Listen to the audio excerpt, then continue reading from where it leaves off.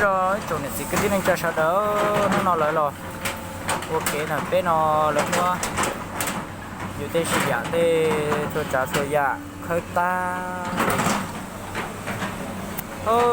ý sự mình đang ngỏ lỡ ấy rồi kể lỡ mua nhiều tên chỉ cho nhiều tên chỉ lừa chỉ phát chỉ tông cho trả số dạ lỡ mua khơi ta trong này nó nữa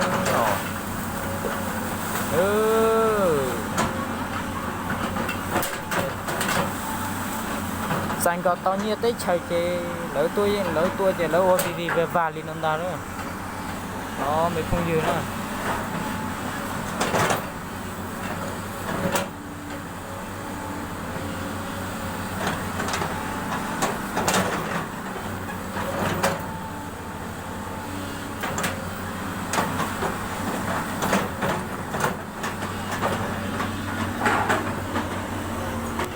rồng nó lấy tôi uốn ở bên nó nữa nó cũng nhẹ thế chính đó nó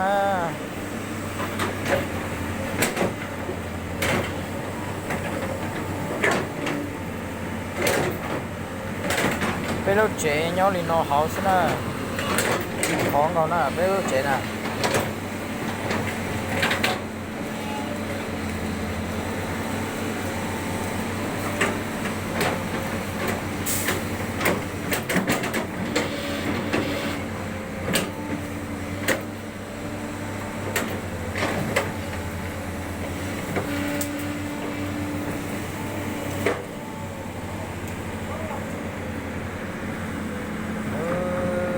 sẽ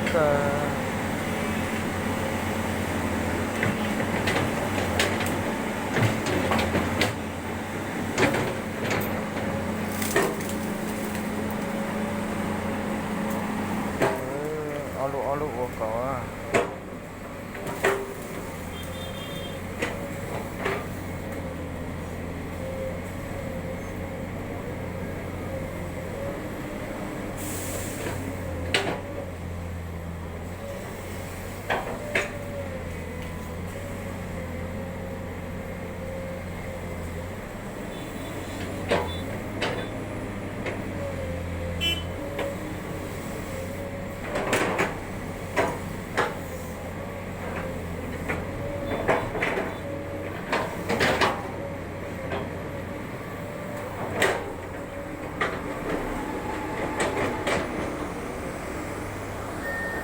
lo mới tới gì vậy nó ta đó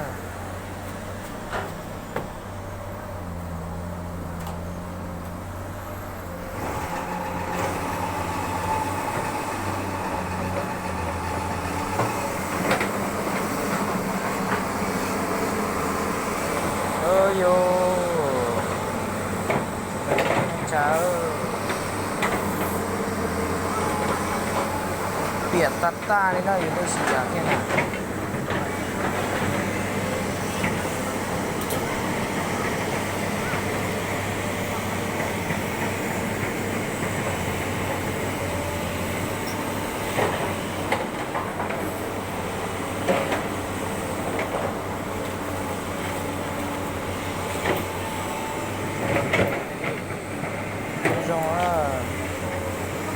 tôi chỉ dạng thế này biệt ta dùng nó nè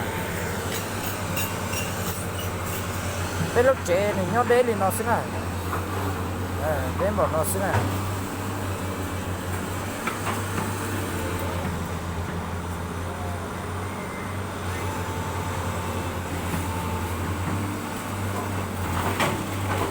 ôi yo nó mất cỏ ta lên nó cho không yên nó của cho cái một sai tờ tờ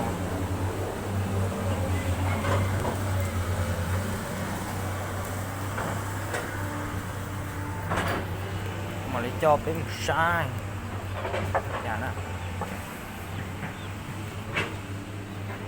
cái lúc chế này lúc chế này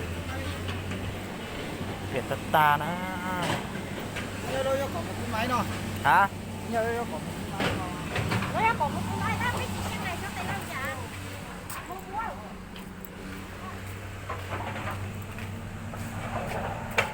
Chúng mình cái tin á, biệt ta rồi.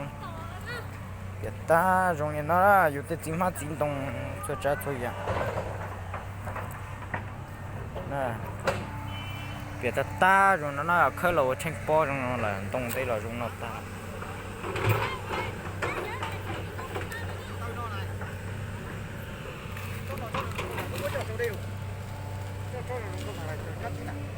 À, rồi nó nè.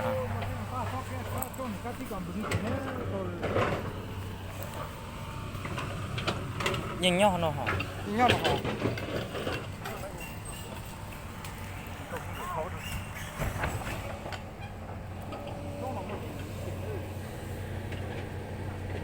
Nước cay hay chưa? Cho chị nó thế rồi.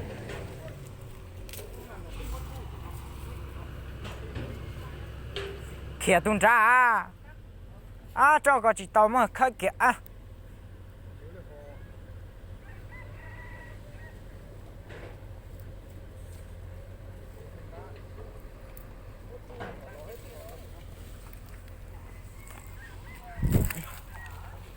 sao mà tụi nào con mà sưởi cho hô vạt chúng là tao bị nào chứ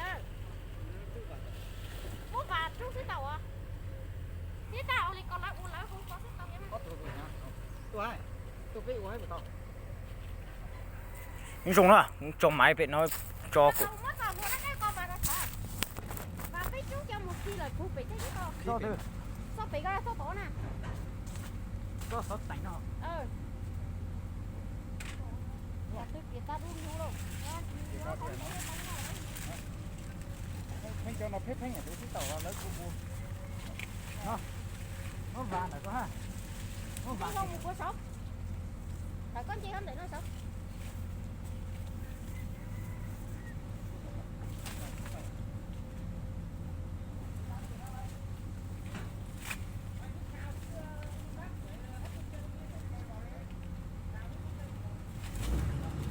dùng nữa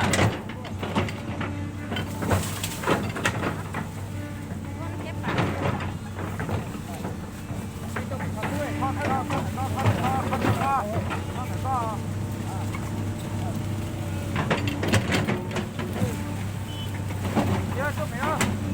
Nha nè. Nha. Cái gì nó.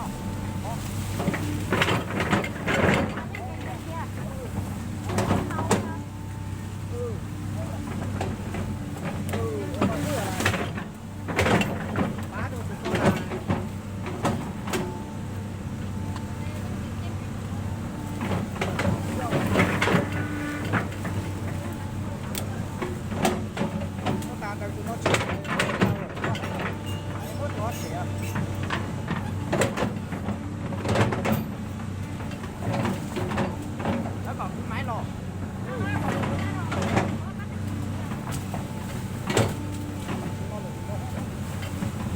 nó dùng đó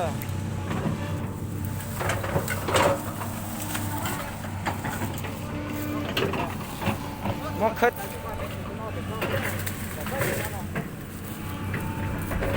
Đấy con nào. Cái kia con nào. phát triển đó